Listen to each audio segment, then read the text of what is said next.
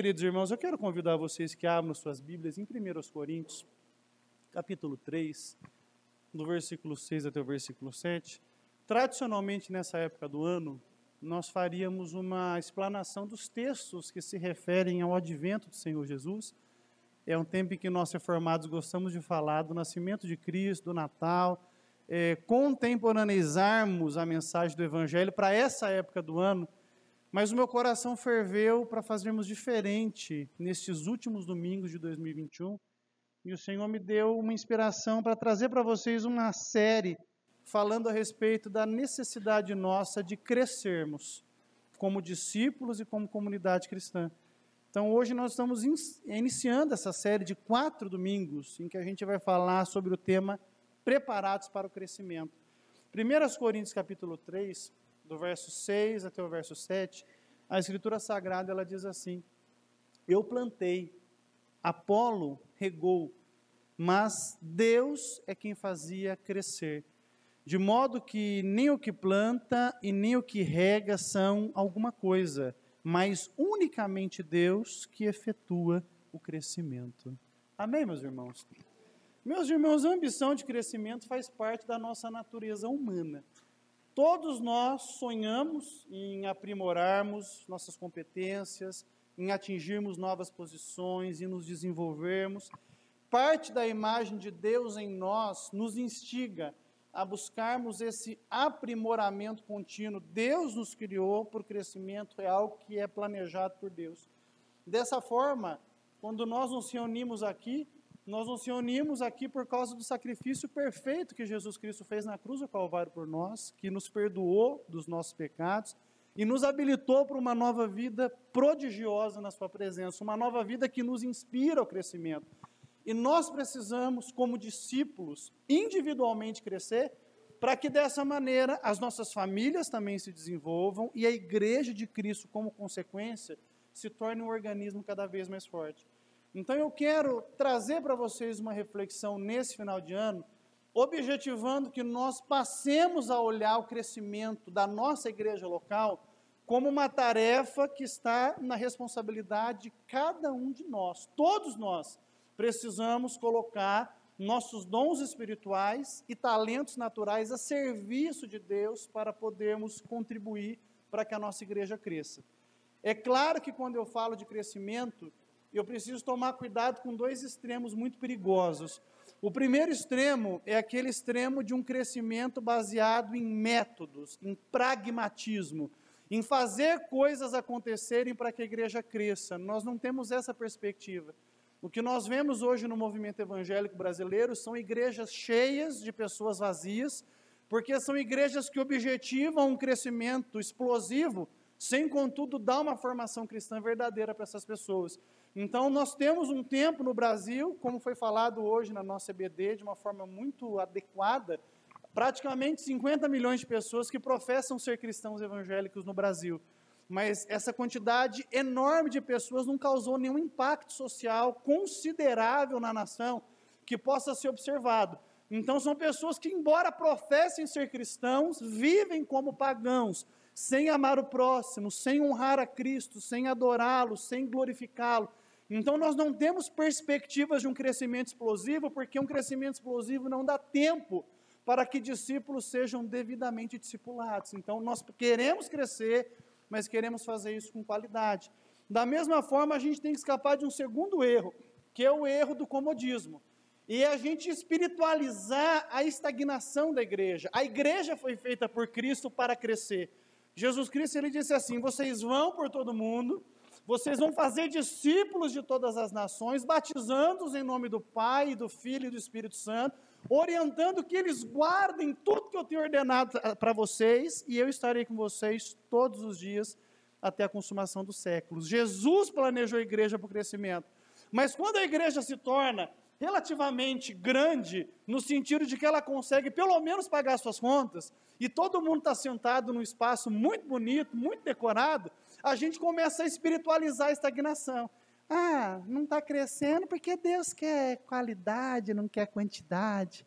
Ah, não está crescendo porque Deus está limpando. Ah, não está crescendo porque Deus sabe que a gente não consegue crescer, mas não. Esse tipo de pensamento é diabólico. É Deus dizendo para a gente, é o diabo dizendo para a gente que Deus não pode nos capacitar para o crescimento. É o diabo querendo nos inspirar a ficarmos na zona de conforto, enquanto pessoas aí fora precisam do evangelho e da graça de Deus. Então nós precisamos escapar desses dois extremos. Não seguirmos o caminho humanista dos métodos e do pragmatismo, e nem o caminho espiritualizado de ficarmos acomodados com a nossa pouco desenvolvimento e pouco crescimento, mas pela graça de Cristo pregarmos o evangelho com poder, esperando que famílias se convertam para a glória do nome de Jesus. Esse é o nosso objetivo. Você foi chamado para o crescimento.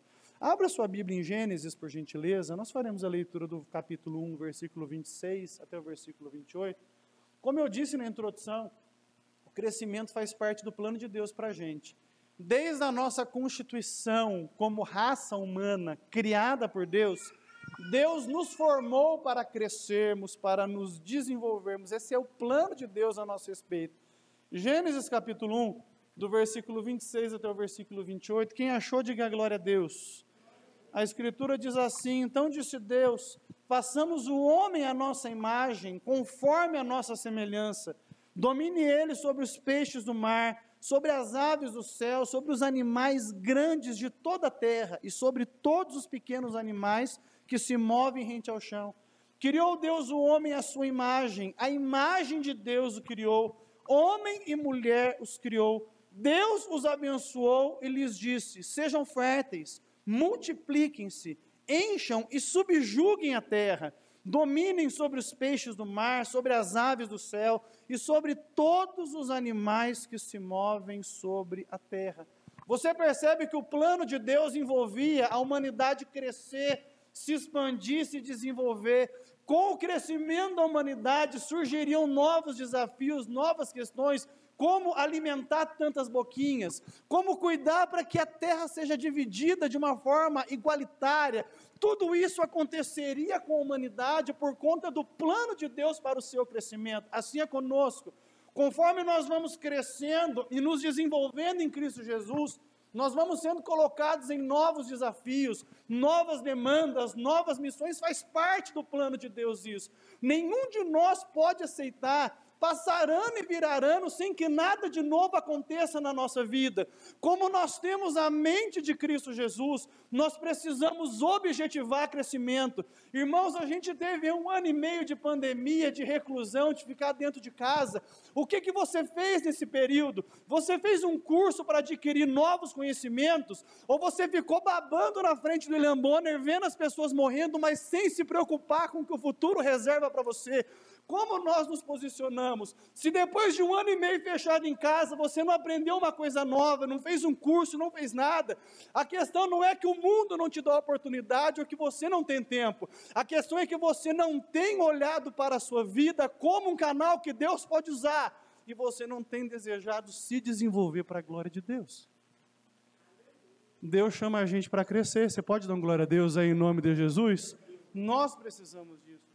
Embora o homem tenha caído e sucumbido ao pecado, ainda assim, ele cumpriu o ideal de Deus de encher a terra e se desenvolver.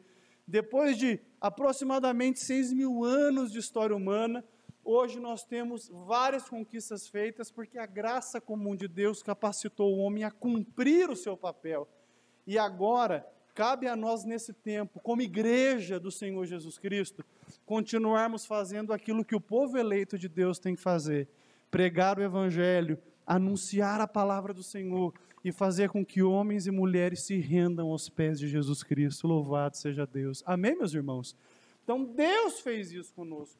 Esse crescimento ele acontece em pelo menos 3 esferas que nós precisamos entender. A primeira, o nosso crescimento como discípulos de Cristo Jesus. Individualmente, você deve crescer como ser humano e como discípulo de Cristo na sua santificação para a glória de Deus. Esse é um processo que Deus faz na vida dos seus eleitos, que é um processo concreto. Não existe a possibilidade de um eleito não crescer. Ele pode, pela obstinação do seu coração, retardar o que Deus está fazendo. Mas aquilo que a graça começa, a graça termina, porque quem está trabalhando em nós é mais forte do que nós, e operando Ele, ninguém pode impedir. A Escritura diz em Romanos capítulo 8, do verso 29 ao 31, abra sua Bíblia por gentileza, Romanos capítulo 8, verso 29 ao 31, nós lemos que para Paulo, a santificação dos eleitos, o seu crescimento, era uma obra concreta, vai acontecer. Independente do quanto esse eleito resista pela sua desobediência, pela sua obstinação, a obra de Deus vai se concretizar na sua vida. Romanos capítulo 8, do versículo 29 ao 31, quem achou, diga glória a Deus. A Escritura Sagrada diz assim: pois aqueles que de antemão conheceu, também os predestinou para serem conformes à imagem de seu Filho, a fim de que ele seja o primogênito entre muitos irmãos. E aos que predestinou, também chamou. Aos que chamou, também justificou. Aos que justificou, também glorificou. Que diremos, pois, diante dessas coisas? Se Deus é por nós, quem será contra nós? Então, aquilo que a graça começa, a graça termina. Na doutrina de Paulo, aqueles que são predestinados à salvação atingirão a glorificação, que é a santificação terminada. Dessa forma, a gente sabe que todos nós, nesse momento, estamos vivendo um processo em que Deus tem trabalhado a santificação na nossa vida. Ontem eu brinquei com uma obreira dessa igreja, eu disse assim para ela: olha, estou orando para Deus te dar força. E ela disse para mim: eu não quero força, eu quero paciência, porque se Deus me der força eu mato, mas se Ele me der paciência eu aguento. E eu ri, e eu falei: ela está no processo de santificação, louvado seja o nome de Jesus. Nesse momento todos nós estamos de alguma forma sendo submetidos pela graça a uma obra que está nos desenvolvendo em Cristo Jesus. Você sabe que nas últimas semanas algum perrengue aconteceu com você. Quem passou algum perrengue aqui, dá um glória bem alto em nome de Jesus. O que são essas coisas senão os mecanismos que Deus se utiliza para nos dar crescimento? Esse crescimento ele vai acontecer na nossa vida quando a gente se submete às disciplinas bíblicas, quando nós decidimos crescer, quando nós queremos que a obra de Deus se concretize conosco. Sendo assim, Deus nos deu formas de crescermos. A primeira delas é pela leitura da Escritura Sagrada. Não existe crescimento espiritual se nós não lemos a Bíblia e não queremos conhecer a sua mensagem. Deus revelou o livro para, através do livro, nos fazer crescer, para conhecermos a Ele. Quando lemos a Bíblia Sagrada, nós nutrimos a nossa alma com palavras de vida eterna. Mais importante saber o que saiu no Correio Popular, é saber o que saiu aqui na Escritura Sagrada, porque essas palavras são palavras de vida eterna. Glória a Deus! Uma outra forma de crescermos e de desenvolvermos a nossa santificação é através da oração. Um cristão que ora, que busca a Deus, que consagra a Deus os seus caminhos, ele é direcionado pelo Senhor. Deus deseja ter comunhão conosco, e a oração produz isso.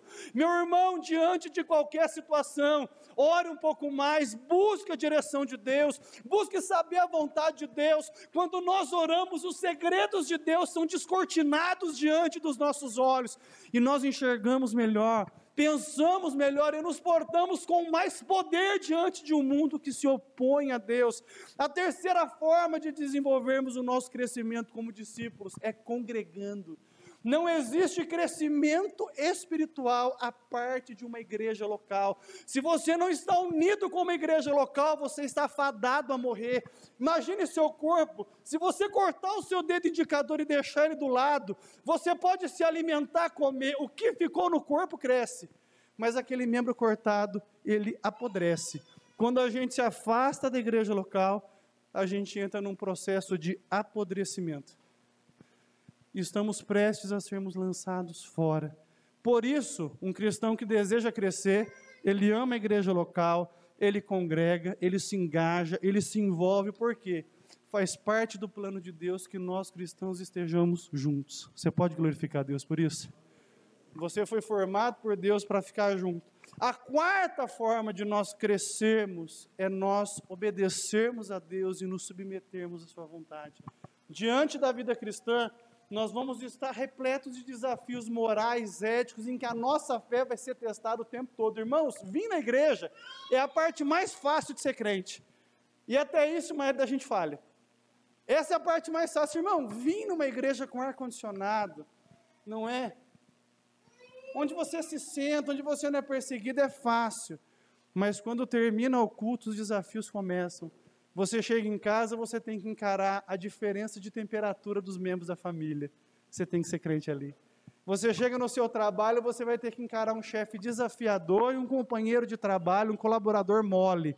Ali o seu cristianismo aparece. Diante da sua escola, do seu professor doutrinador, você vai ter que ter postura e conservar os seus valores. Ali a sua fé tem que aparecer. Nesse processo, conforme nós vamos obedecendo e desejando fazer a vontade de Deus, a nossa musculatura espiritual vai sendo formada. Não é? É aquele processo de academia. Tem uns bombadões aqui, né? Você vai na academia, você levanta aquela barra pesada, no outro dia você está moído, dolorido, dói o corpo todo. Mas aquela dor está produzindo em você crescimento. Então dói para crescer. Dói para crescer. A vida cristã dói para a gente poder crescer em Cristo Jesus. Da mesma forma. Quem está sentindo aí na fé as dores de ser um cristão? Levanta a mão. Então você está crescendo, dá glória a Deus. Deus está trabalhando na sua vida. Esse crescimento ele vai acontecer sempre que a gente se dedica a obedecer essas coisas. Em Filipenses capítulo 2, abra sua Bíblia, versículo 12 e 13, nós vemos como a nossa disposição para a obediência contribui com esse processo que Deus está operando conosco. A salvação é monergista, ela é obra de Deus do começo ao fim, mas a santificação é um trabalho conjunto de Deus conosco. Deus nos dá o poder para santificarmos a vida, e nós voluntariamente e em amor decidimos obedecer a Deus. Filipenses capítulo 2, do verso 12 até o verso 13, quem achou, diga glória a Deus. A Escritura diz assim: assim, meus amados, como vocês obedeceram, não apenas em minha presença, porém, muito mais agora na minha ausência, ponham em ação a salvação de vocês, com temor e com tremor, pois é Deus quem efetua em vocês, tanto querer quanto realizar, de acordo com a boa vontade dEle. Louvado seja Deus. O caminho da obediência gera crescimento, louvado seja Deus. O caminho da obediência nos forma para o chamado que Deus tem para nós, e nós precisamos em amor, voluntariamente falar: Deus, eu vou fazer a sua vontade, ainda que isso custe algo de mim. Quando nós decidimos fazer a vontade do Senhor, sempre custa algo da gente. Pode custar um sonho, pode custar um hobby, pode custar alguma paixão pessoal, mas a vontade de Deus é sempre melhor. A vontade de Deus sempre nos coloca num outro patamar. Glorifica o nome de Jesus Cristo. Quando decidimos honrar o sangue que foi vertido na cruz, Deus nos proporciona a chance de participarmos com Ele da obra que Ele está fazendo no mundo. É fato que em alguns momentos a gente se apega com o pó dessa terra aqui. Em alguns momentos a gente considera que talvez não vale a pena ser fiel a Deus, que talvez não vale a pena fazer a vontade de Deus. Quando isso acontece, Deus tem um caminho para trilhar com a gente também. Tem hora, irmãos, que a gente fica carnal, terreno, preocupado demais com as coisas daqui e pouco preocupado com as coisas que são lá do alto. E nessas horas, Deus vai nos colocar por caminhos que vão exigir de nós uma postura. A Bíblia chama isso de disciplina. É o pacote divino para tratar com cristãos que estão desapercebidos. Então você começa a não querer mais saber de Deus, não ora mais, não lê a Bíblia, aí aparece uma doença dentro da sua casa. E aí tudo aquilo que você não fez, você começa a fazer. Deus nos chama para a disciplina. Não é punição, é correção. Não é porque Deus é ruim e quer que a gente faça forçado, é porque Ele sabe que só temos vida perfeita na presença dEle e em perfeita obediência a Ele. Então Ele nos atrai. Deus usa sinais, terremotos, problemas, lutas para falar com corações adormecidos. Se nós não conseguimos, por amor, nos envolver, nos engajar com Deus, Ele pode despertar os nossos sentidos espirituais na dor. E quando a dor chega, os joelhos tocam ao chão e as nossas orações tocam o céu. A Bíblia fala em Hebreus, abra sua Bíblia, capítulo 12, que esse pode ser um mecanismo de Deus para despertar a nossa atenção.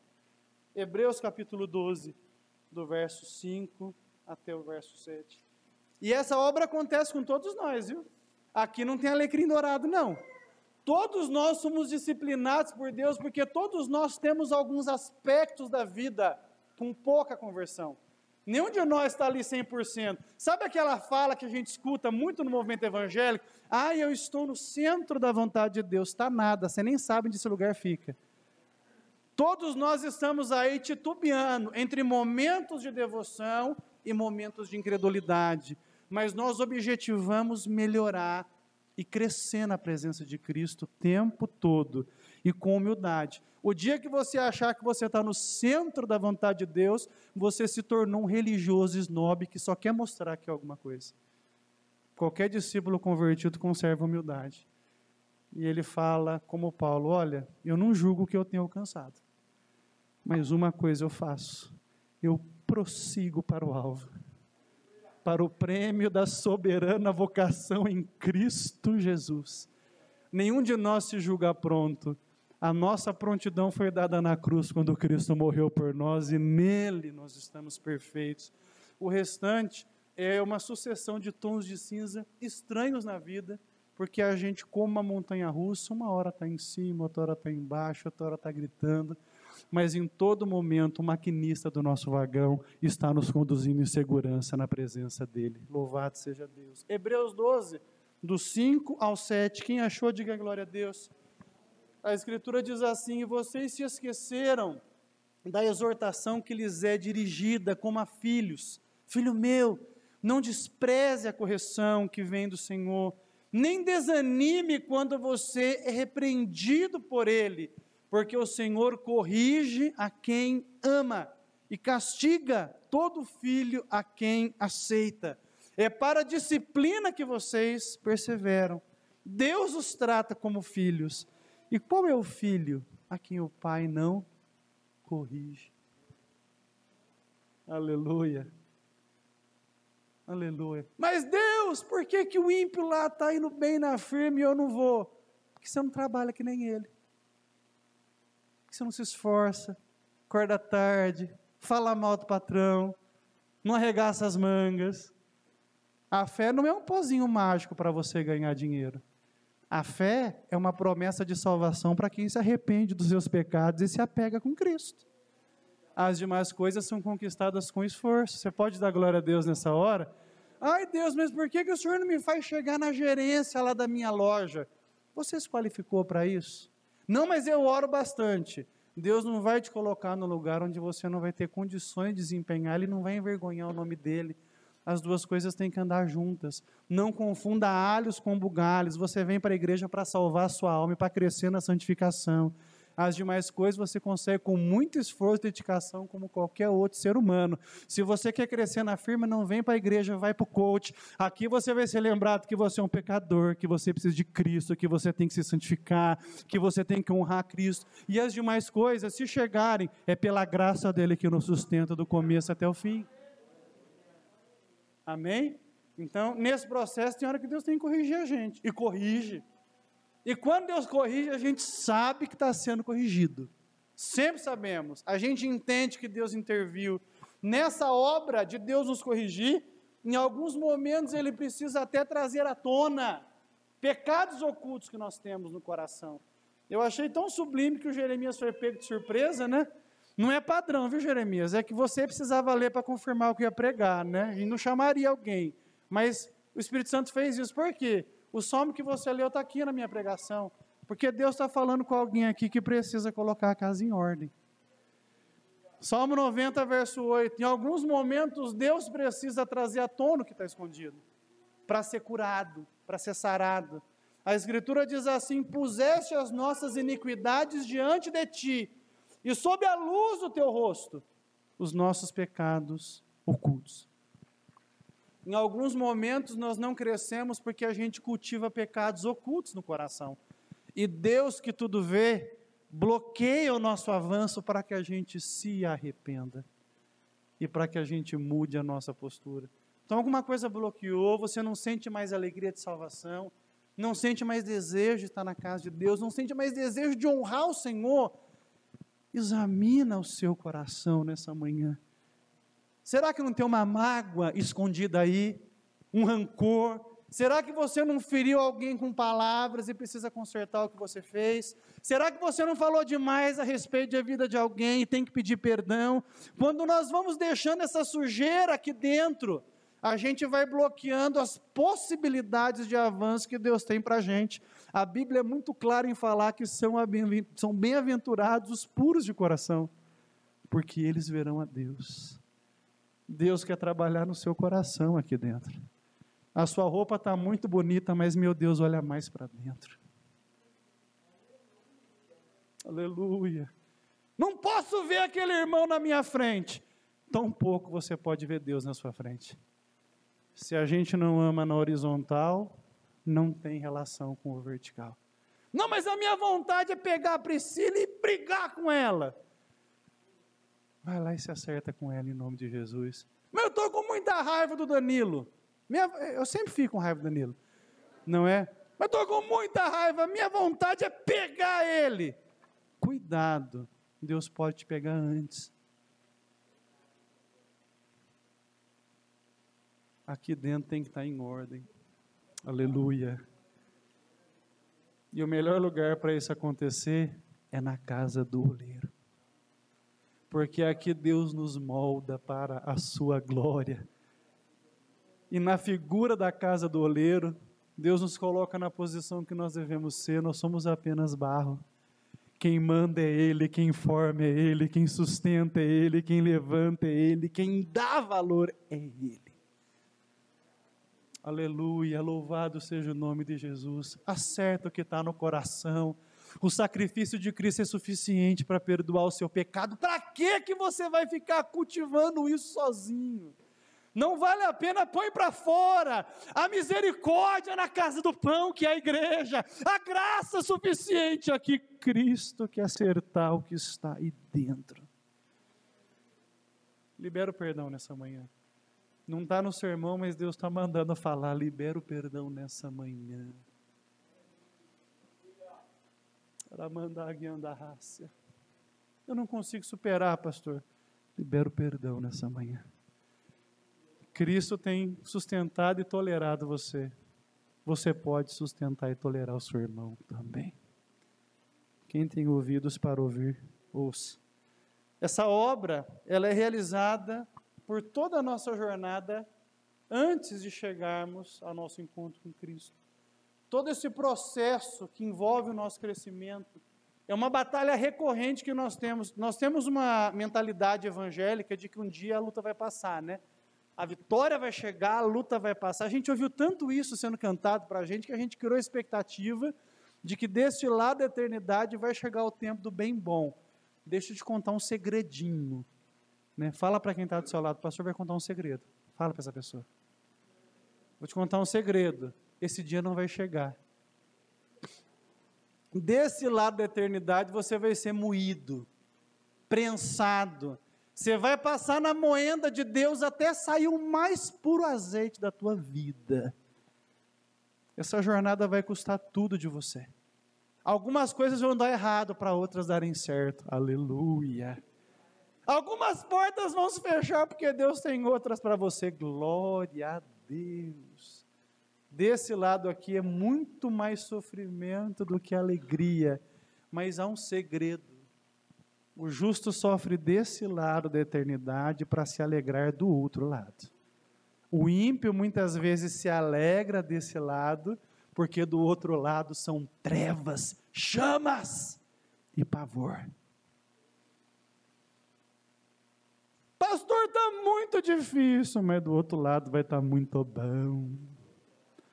Pastor, não estou aguentando, o ímpio está prosperando, mas do outro lado ele está queimando, e você está em ruas de ouro, louvando a Deus, se alegra.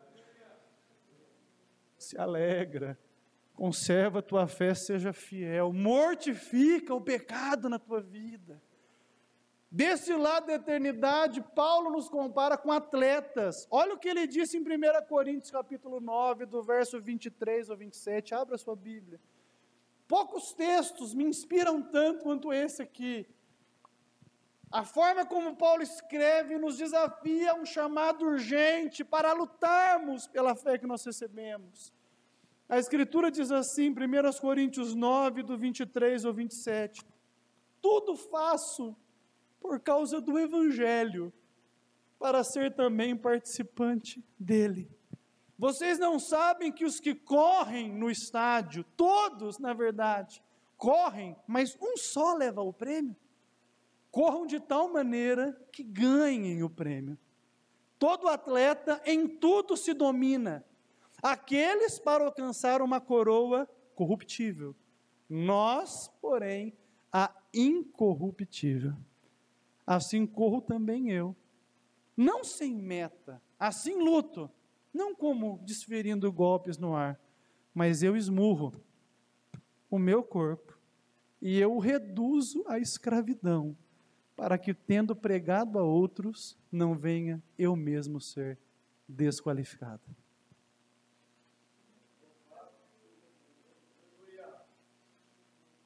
Aleluia. Pastor, por que se santificar num mundo corrompido? Porque a gente está concorrendo a uma coroa incorruptível.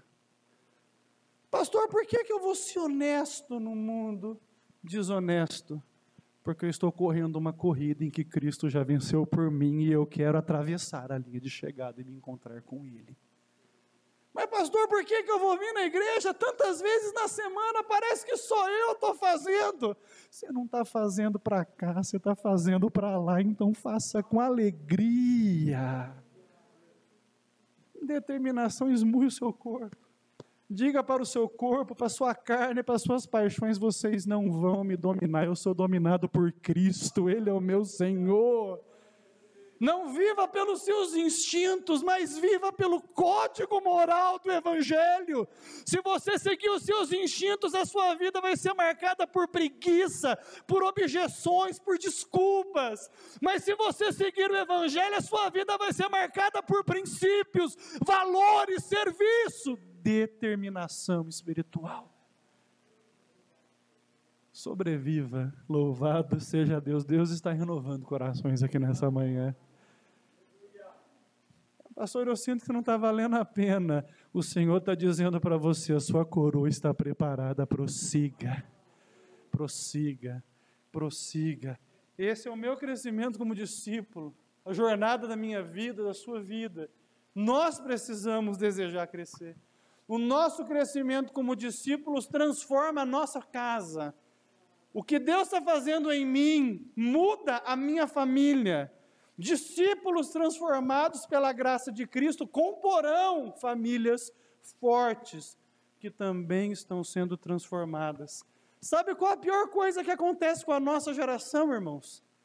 Estamos em família, vou falar. Irmãos que nos visitam, segura na cadeira, aperta o cinto. Preciso falar. A gente deixa a fé aqui dentro. A gente é crente aqui, mas é pagão em casa. Aqui a gente ora, fala até em línguas, em casa a panela voa. Aqui a gente levanta a mão e adora, dá até uma choradinha, em casa sai no tapa. O que eu recebo aqui eu tenho que levar para dentro da minha casa. Lá eu preciso ser o verdadeiro discípulo, porque lá não tem máscara. Não é? Aqui tem. Não é? Aqui eu posso encenar, aqui eu posso fazer o teatrinho cristão. E em casa não dá. Em casa a gente se conhece. E eu não estou pregando uma vida familiar sem conflitos. Eu estou pregando uma vida familiar que é virtuosa. Conflitos surgem, mas a graça os transforma em oportunidades de crescimento, de transformação. Porque se a minha vida cristã não está afetando a minha vida familiar, eu estou falhando como cristão. Abra sua Bíblia em 1 Timóteo, capítulo 5, verso 8. O que eu recebo de Deus aqui, eu vou levar para minha casa. Eu vou ser um marido mais amoroso, mais preocupado, mais zeloso, um pai mais carinhoso. Eu vou ser um filho melhor, na graça de Cristo. Eu vou me empenhar para poder deixar que os emblemas da fé apareçam nas minhas relações familiares. 1 Timóteo capítulo 5, verso 8, louvado seja Deus, a Escritura diz assim, se alguém não cuida dos seus parentes, especialmente dos da sua própria família, negou a fé, e é pior do que um descrente. Irmão, você tem feito culto doméstico na sua casa? Você tem orado em casa? Você lê a Bíblia com a sua família? Então o seu lar está fora de sintonia com o reino de Deus. Não pregue sobre o reino se a sua casa não é o reino. Deus governa lá dentro? Tem culto lá, tem oração, tem momentos em que vocês discutem o plano de Deus juntos, vocês passam a fé para os seus filhos dentro de casa. Não, tem as tias da igreja que faz isso. A tia da igreja faz isso 1 horinha por domingo. O diabo está semeando destruição na mente das nossas crianças 7 dias por semana. Se você não pregar o evangelho para os seus filhos dentro de casa, na escola, eles vão ser ensinados a odiar a Deus. E depois não vão chorar. Meu filho saiu da igreja. Você não ensinou para ele a valorizar a igreja. Se você não vem, você diz para ele que a igreja não é importante. Se você não se envolve, você diz para ele que o envolvimento com a igreja não é importante. E o seu filho cresce. O nosso exemplo, irmãos, diz mais do que as nossas palavras. Que exemplo você tem dado de cristão para os seus filhos? Qual é a base espiritual, moral, para eles crescerem cristãos na presença de Deus? Pastor, está puxado. Desculpa, eu preciso entregar o que Deus mandou para vocês aqui. Quantos querem ver um IPR forte? Dá a glória a Deus mais alto que você puder dar. A IPR vai ser forte quando as nossas famílias forem fortes. Se vocês vierem avivados de casa, ninguém segura a igreja. Amém, meus irmãos? Força. Uma igreja forte é composta por famílias fortes. Nós precisamos que os nossos núcleos familiares tenham zelo de Deus, paixão pelo evangelho, para que dessa maneira, através das nossas famílias, a comunidade seja transformada. Amém, meus irmãos? O que o seu vizinho tem visto na sua casa? Fé ou descrença? Amor ou ódio? Harmonia ou briga? Não ache estranho quando você convida o seu vizinho para vir na igreja e ele não quer vir. Ele vai falar, para ser que nem vocês, prefiro ficar do jeito que eu estou. Amém, meus irmãos? Então nós crescemos como discípulos. Discípulos transformados geram famílias transformadas. E famílias transformadas geram comunidades cristãs fortes. Abra sua Bíblia em Atos, capítulo 2, do versículo 42 ao 47. Estamos caminhando para o final. Conforme a igreja local cresce e discipula pessoas, essas pessoas são transformadas e discipulam suas famílias. Essas famílias transformadas se tornam um luzeiro para a comunidade, que quando reunidas em torno do nome de Jesus, tornam a comunidade cristã um luzeiro para toda a sociedade. Olha o que aconteceu na igreja primitiva, na igreja dos apóstolos, Atos capítulo 2, do verso 42 ao 47, a escritura diz assim: e perseveravam na doutrina dos apóstolos e na comunhão, no partir do pão e nas orações. Em cada alma havia temor, muitos prodígios e sinais eram feitos por meio dos apóstolos. Todos os que criam estavam juntos e tinham tudo em comum. Vendiam suas propriedades e bens, distribuindo o produto entre todos, à medida que alguém tinha necessidade. Diariamente perseveravam unânimes no templo, partiam pão de casa em casa e tomavam as suas refeições com alegria e singeleza de coração, louvando a Deus e contando com a simpatia de todo o povo. Enquanto isso, o Senhor lhes acrescentava dia a dia os que iam sendo salvos. Quando a igreja vive o evangelho na sua completude, essa igreja cresce organicamente, dia após dia. Quando nós vivemos o evangelho, o próprio Deus trabalha em favor do crescimento da igreja.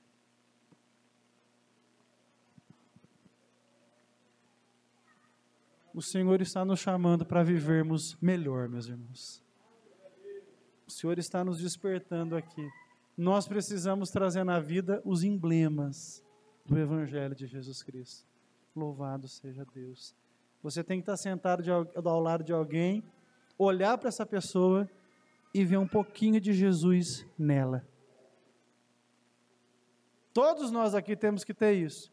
Então tem que olhar para o Juninho e ver um pouquinho de Jesus nele. Ele é loirinho, né, de olho claro. Então pelo menos o Jesus dos quadros ele parece. Mas e o Jesus da vida real? Aquele homem que estava disposto a se sacrificar pelos seus inimigos, amoroso, perdoador, socialmente engajado. Nós nos parecemos com ele. A sociedade pode contar conosco, as pessoas podem contar com a nossa boa vontade, as pessoas podem contar com a nossa liderança, com os dons espirituais que temos, com os talentos que recebemos, ou a gente tem ocultado essas coisas e temos deixado a sociedade entregue à própria sorte. Deus quer nos levantar nessa última hora da igreja. Quando uma igreja se torna esse modelo de comunidade engajada, transformadora, o seu exemplo se alastra. Por exemplo, nós vemos aqui que a igreja de Corinto tinha uma marca, a marca da assistência. Abre em 2 Coríntios capítulo 9, verso 1 e 2. Uma igreja em crescimento é uma igreja bem disposta para socorrer, para ajudar, independente de questões denominacionais. Abra sua Bíblia em 2 Coríntios capítulo 9, verso 1 e verso 2.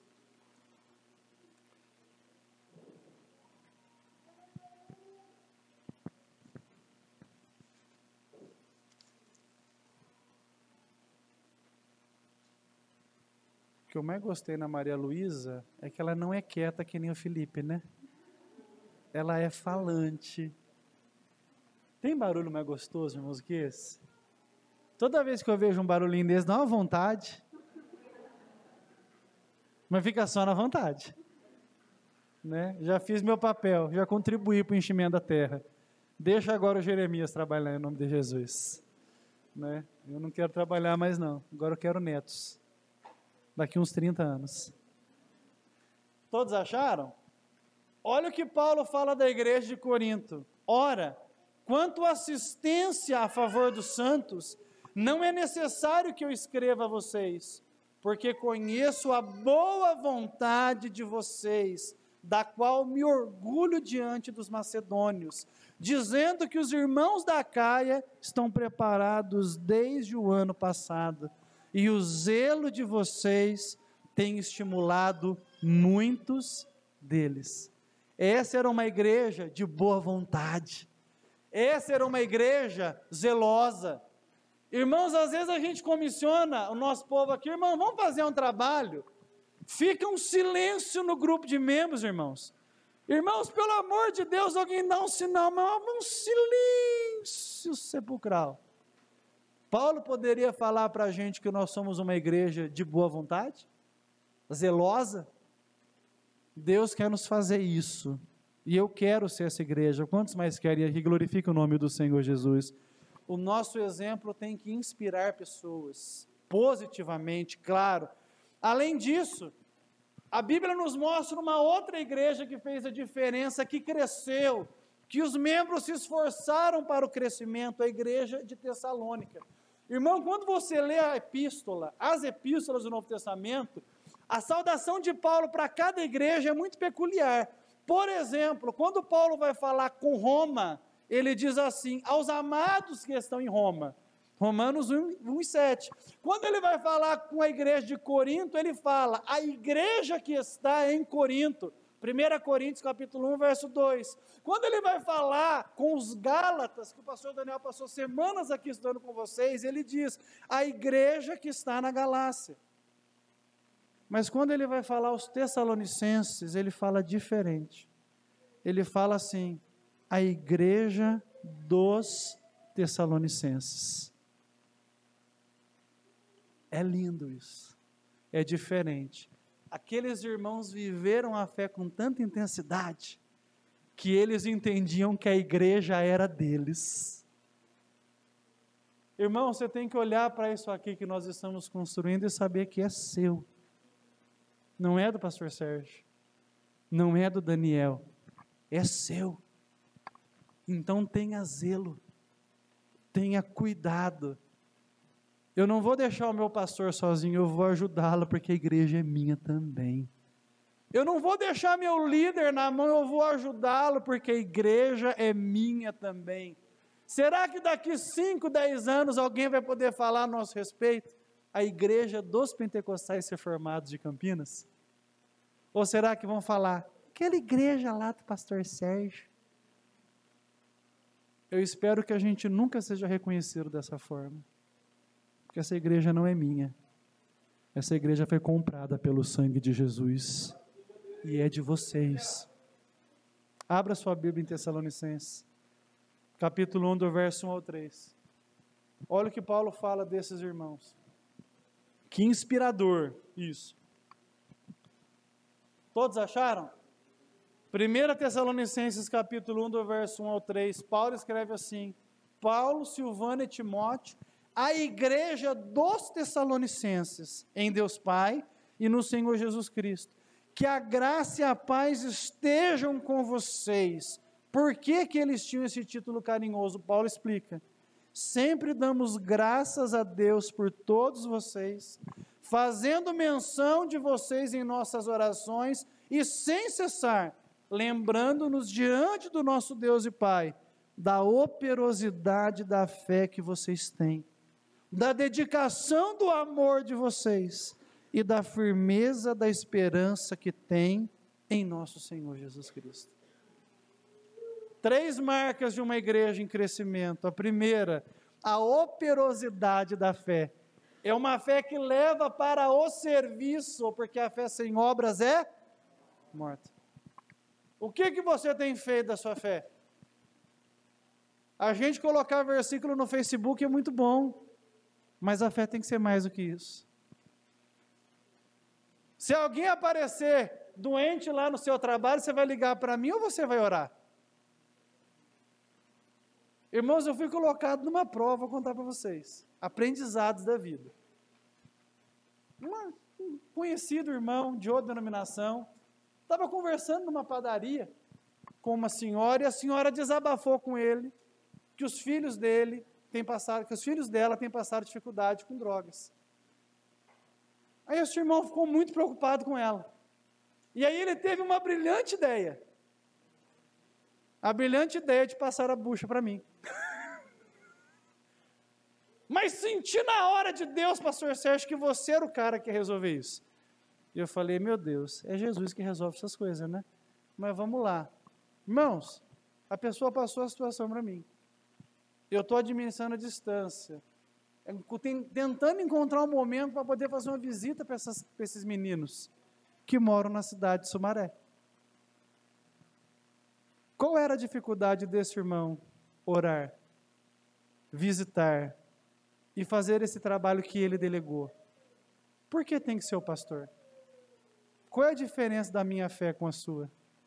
Qual é a diferença do meu Jesus com o seu? Absolutamente nenhuma. O pastor não é o sumo sacerdote é Cristo. Nós somos todos sacerdotes, a nossa oração tem o mesmo peso, tem o mesmo tamanho, dá um glória a Deus aí. Mas pastor, esse é um lamento, não, eu vou fazer o que me foi confiado, chegou até mim, Deus sabe. Mas eu estou dizendo que nós precisamos assumir o nosso papel e entendermos que quando um crente lavado no sangue de Jesus levanta as suas mãos, Deus se move para atender. Nós somos a igreja de Jesus Cristo, dá um glória a Deus bem alto aí. Então por que eu vou chamar o pastor se eu posso fazer? Por que eu vou pedir para o Diego levar uma cesta se eu posso abrir a minha despensa e eu fazer alguma coisa? A nossa fé tem que ser operosa. Nós temos que ter dedicação de amor. O que é dedicação de amor? Boa vontade para amarmos sem distinção. Irmãos, está cada dia mais difícil amar o próximo, não é? Tá dando trabalho amar o próximo ultimamente, né? Antigamente os próximos eram mais parecidos. Hoje a gente nem sabe mais quem que é o próximo, não é? Hoje é mais difícil, Filipão. Antigamente se olhava, você sabia. Não é. Hoje a gente não sabe mais. Mas esse próximo confuso tem que ser amado do mesmo jeito que o próximo normalzinho. E Deus quer encontrar isso na igreja. Se existe um lugar onde tem que ter amor, é aqui dentro. Na próximo domingo a gente vai falar de acolhimento. Mas eu já quero introduzir. Irmãos, nós não temos pretensão nenhuma de sermos uma igreja pentecostal, em que as pessoas são medidas pela roupa que usam, pela quantidade de línguas estranhas que falam, pelo tamanho e comprimento do cabelo. Nós fomos pensados em ser uma igreja diversa, em que as pessoas podem ser quem são, para a glória de Deus, dentro dos limites da Bíblia, é claro. Então a gente tem que estar pronto para receber todo tipo de gente. E gente hoje está cada vez mais complicado. Então, se de repente entrar alguém aqui, deixa eu ver se não tem ninguém para não pecar, né? Entrou aqui com cabelo azul, acolhe. Entrou aqui meio skinhead, acolhe.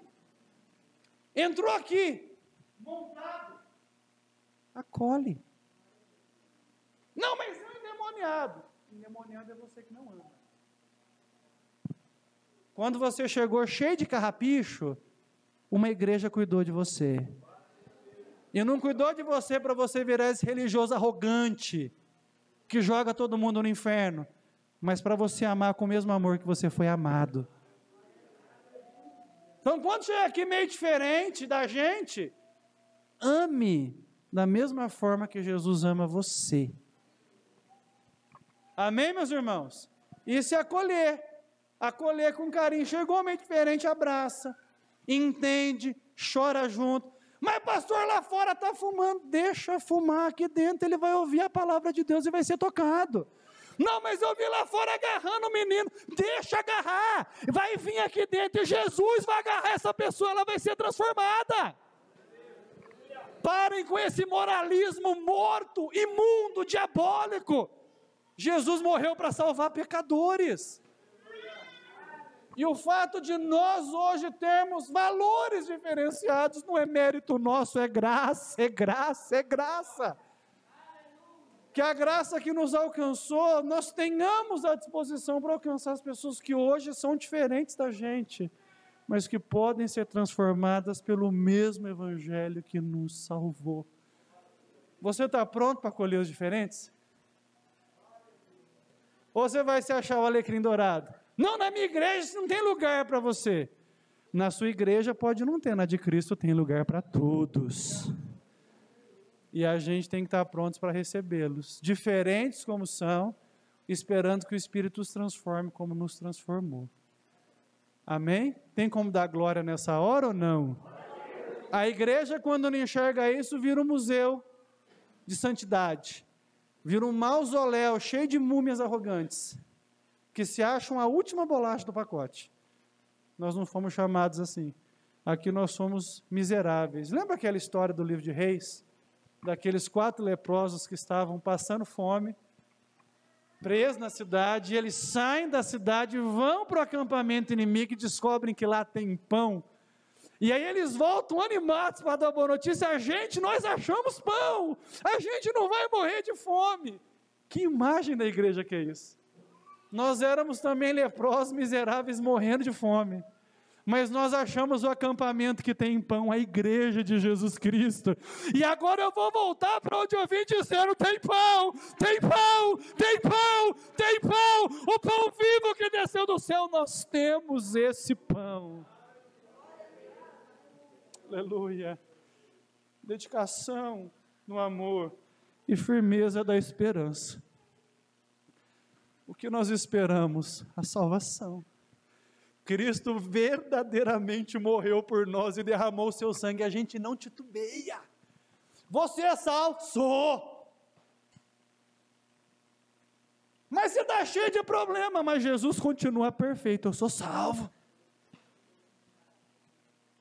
Um irmão nos visitou aqui, ficou assustado quando eu falei com veemência sobre certeza de salvação. No meio dos nossos. E aí lá fora ele me instigou. Eu não tenho coragem de falar que eu tenho certeza de salvação. Eu falei, por quê? Eu posso estar bem hoje, ou eu posso estar mal. Como que eu posso encher a boca e falar que eu sou um salvo? Eu falei que a gente tem religiões diferentes. Na sua religião, você é o seu salvador. Porque na hora que você está bom, você está salvo. Na hora que você está mal, você não está. Na minha religião, Cristo é o Salvador. E eu posso estar bom ou posso estar mal, mas Ele continua sempre bem. E a minha salvação é dEle. O irmão regalou o olho desse jeito, nunca mais apareceu aqui. As pessoas não querem um Cristo suficiente. Elas querem mostrar que são boas, que fazem o certo, esfregar na nossa cara isso. Mas a gente fala como Paulo, eu não tenho do que me gloriar, a não ser na cruz de Jesus Cristo. Então, esses irmãos tinham firmeza de esperança. Eles sabiam quem era o Salvador. Você tem que saber também. Se Cristo é o seu Salvador, ninguém pode ir contra você. Você está seguro nas mãos dele. Fique de pé em nome de Jesus Cristo.